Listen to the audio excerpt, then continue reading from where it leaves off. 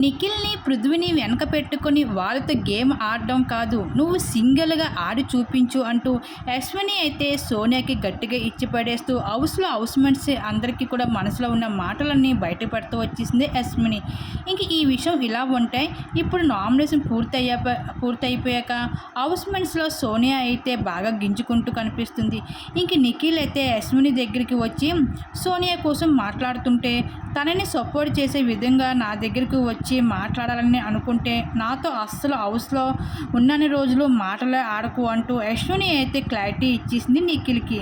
ఇంక నిఖిల్ అయితే సైలెంట్ అయిపోతూ సోనియా అయితే మళ్ళీ అశ్విని దగ్గరికి వచ్చి నేను నీతో ఒక విషయం మాట్లాడాలని అనుకుంటున్నాను. నువ్వు డీప్గా వెళ్లకుండా నేను ఏం చెప్తున్నానో అది విను, నాకు కూడా సరిపోతుంది అంటూ సోనియా అయితే అశ్వినికి క్లారిటీ ఇవ్వాలని అనుకుంటుంది.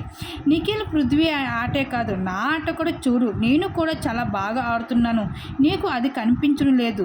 వాళ్ళిద్దరిపైన నువ్వు ఎక్కువగా ఫోకస్ చేస్తున్నావు కాబట్టి నీకు వాళ్ళ గేమ్ కనిపిస్తుంది కానీ నా గేమ్ నీకు కనిపించడం లేదు. నేను వాళ్ళిద్దరు అడ్డు పెట్టుకొని నేనేమీ ఆడడం లేదు అని చెప్పుకుంటూ వస్తుంది సోనియా.